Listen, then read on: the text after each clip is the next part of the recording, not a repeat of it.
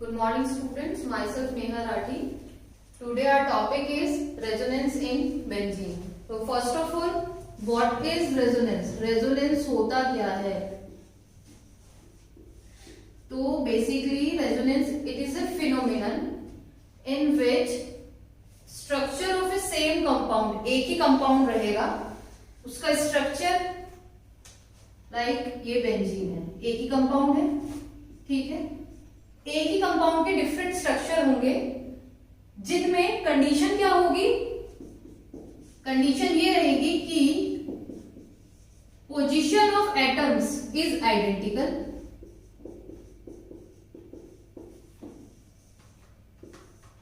Position of atoms is identical मतलब atoms की position same रहेगी।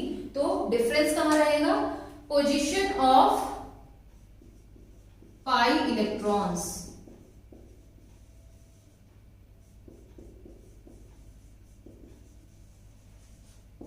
Is different. तो क्या होता है रेजोनेंस की, एक ही स्ट्रक्चर है, सेम स्ट्रक्चर है, उसमें आइडेंटिकल पोजीशन है एटम्स की और जो इलेक्ट्रॉन्स की पोजीशन है वो डिफरेंट है, उसकी वजह से एक ही कंपाउंड के टू और मोर देन टू स्ट्रक्चर्स हो सकते हैं। अब ये आपका बेंजीन है, इसमें क्या होगा कि हमने लास्ट लेक्चर में पढ़ा था कि बेंजीन में डीलोकलाइजेशन ऑफ इलेक्ट्रॉन्स होता है। डीलोकलाइजेशन ऑफ इलेक्ट्रॉन्स की वजह से उसकी स्टेबिलिटी होती है और वो रेजोनेटिंग स्ट्रक्चर शो करता है। तो डीलोकलाइजेशन में क्या होगा कि अगर हम इसकी नेमिंग कर ले, पहले इसके हाइड्रोजन की पोजीशन देख लेते हैं। हर एक कार्बन के साथ में एक एक हाइड्रोजन आपका अटैच है और इसका मॉलिक्यूलर फॉर्मूला भी हमने पढ़ा था लास्ट लेक्चर में, C6H6। तो सब एक कार्बन के साथ में एक हाइड्रोजन है और ये आपके डबल बॉन्ड है। तो डीलोकलाइजेशन में क्या होता है कि पोजीशन चेंज होती है डबल बॉन्ड्स की। तो अब हम पहले इसकी नंबरिंग करते हैं, 1 2 3 4 5 एंड 6, ठीक है। अब क्या होगा डीलोकलाइजेशन, तो जो ये आपके एटम कार्बन 1 और कार्बन 2, कार्बन 1 और कार्बन 2 के बीच में जो डबल बॉन्ड है, सिंगल बॉन्ड से तो पहले अटैच रहते ही हैं, ये जो डबल बॉन्ड है ये क्या करेगा, अपनी पोजीशन से शिफ्ट हो जाएगा। ये किसके बीच में आ जाएगा, carbon second and carbon third के बीच में। ये 1 है और ये 2 है, तो ये बॉन्ड आपका शिफ्ट हो जाएगा सेकंड और थर्ड कार्बन के बीच में। अब क्या होगा, यहाँ पर सेकंड और थर्ड कार्बन के पास में जब डबल बॉन्ड आ जाएगा, उसकी वजह से क्या होगा कि ये आपका कार्बन 2 और ये हो गया आपका कार्बन 3 और कार्बन 3 एंड कार्बन 4 के बीच में ऑलरेडी एक डबल बॉन्ड है, तो ये है कार्बन 4 और यहाँ पर क्या है, ऑलरेडी एक डबल बॉन्ड है और एक डबल बॉन्ड शिफ्ट होकर आ गया। तो होगा क्या कि ड्यू टू रिपल्शन, दोनों क्या है, पाई बॉन्ड, पाई इलेक्ट्रॉन्स है, तो ड्यू टू रिपल्शन क्योंकि दोनों के पास सेम चार्ज है, ड्यू टू रिपल्शन ये दोनों बॉन्ड एक साथ नहीं रहेंगे। इस वजह से जो थर्ड और फोर्थ कार्बन के बीच में जो आपका पाई बॉन्ड है, जो डबल बॉन्ड है, वो ऑटोमेटिकली क्या होगा, शिफ्ट हो जाएगा।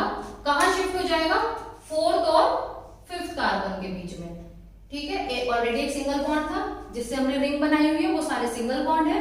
तो ये जो आपका डबल बॉन्ड है थर्ड और फोर्थ कार्बन के साथ, वो शिफ्ट हो गया आपके फोर्थ और फिफ्थ कार्बन के बीच में ड्यू टू रिपल्शन, ठीक है। अब फोर्थ और फिफ्थ कार्बन के पास में जब एक और डबल बॉन्ड आ गया और ऑलरेडी यहाँ पर क्या था, पहले से ही हमने स्ट्रक्चर में देखा था कि डबल बॉन्ड पहले से ही है, तो सेम यहां पर भी क्या होगा, सेम सिचुएशन होगी कि एक साथ डबल बॉन्ड नहीं रह पाएंगे ड्यू टू रिपल्शन। ये वाला बॉन्ड भी क्या होगा, अब आपका शिफ्ट हो जाएगा बिटवीन C6 एंड C1 के बीच में। ये आपका 6 कार्बन और ये था आपका फर्स्ट कार्बन, ठीक है। तो यहां पर ये भी क्या होगा, ये बॉन्ड शिफ्ट हो गया आपके C1 और C6 के बीच में। तो यहां पर क्या हुआ है, आपका अपने सारे बॉन्ड रिप्लेस हो गए हैं, जो से उनको हटा देती हूँ। तो देखो आप सेकंड और थर्ड कार्बन के बीच में एक बॉन्ड आ गया, थर्ड और फोर्थ के पास ऑलरेडी एक बॉन्ड था, बट ड्यू टू रिपल्शन हो गया शिफ्ट, तो ये हमने यहां से हटा दिया। ठीक है, ये बॉन्ड हमने यहां से हटा दिया, तो बॉन्ड फॉर्मेशन हो गई फोर्थ और फिफ्थ कार्बन के बीच में। अब ऑलरेडी फिफ्थ और सिक्स के बीच में एक बॉन्ड था, अब यहां पर भी एक बॉन्ड आ गया ड्यू टू रिपल्शन, ये बॉन्ड भी क्या हो गया, शिफ्ट हो गया कार्बन 6 और कार्बन 1 के बीच में, तो ये भी हमने यहां से रिमूव आउट कर दिया। तो अब क्या हुआ, जो आपका फाइनल स्ट्रक्चर बना है वो है आपका डबल बॉन्ड सेकंड और थर्ड के बीच में, फोर्थ और फिफ्थ के बीच में, और सिक्स और फर्स्ट के बीच में। That means alternate double bonds हैं आपके। इस फर्स्ट स्ट्रक्चर में भी ऑल्टरनेट डबल बॉन्ड है और सेकंड में भी ऑल्टरनेट डबल बॉन्ड है। अब जिससे कि आपको इजी हो, मैं लिख देती हूँ फर्स्ट और सेकंड के बीच में कहां कहां पर डबल बॉन्ड था। फर्स्ट में क्या है, कार्बन 1 और कार्बन 2 के बीच में डबल बॉन्ड है, कार्बन 1 एंड कार्बन 2 के बीच में डबल बॉन्ड है। देन आपके कार्बन 3 एंड कार्बन 4 के बीच में डबल बॉन्ड है, कार्बन 3 एंड कार्बन 4 के बीच में डबल बॉन्ड है। ठीक है, उसके बाद में आपके कार्बन 5th और 6th के बीच में डबल बॉन्ड है। ठीक है, उसके ऑपोजिट एकदम अगर आप देखेंगे स्ट्रक्चर सेकंड में कहां कहां डबल बॉन्ड है, carbon 2 and carbon 3, then carbon 4 and carbon 5, then carbon 6 and carbon 1। ये दोनों ऑल्टरनेट हैं एक दूसरे के, इसलिए क्या बन गए, एक ही कंपाउंड के दो स्ट्रक्चर बन गए। पोजीशन ऑफ एटम सेम है, C1 अपनी जगह है, C2 अपनी जगह, पोजीशन ऑफ एटम दोनों में सेम है, सिर्फ डिफरेंस कहां पर आया आपका, ये पाई बॉन्ड की पोजीशन में, pi bond delocalization of pi electrons हुआ। इस वजह से क्या होता है, जो आपका बेंजीन होता है वो रेजोनेटिंग स्ट्रक्चर शो करता है और इसी वजह से वो ज्यादा स्टेबल होता है, और ड्यू टू दिस रेजोनेंस वो क्या करता है, आपकी एडिशन रिएक्शन शो नहीं कर पाता। क्यों? क्योंकि ऑलरेडी उसमें डीलोकलाइजेशन होता है।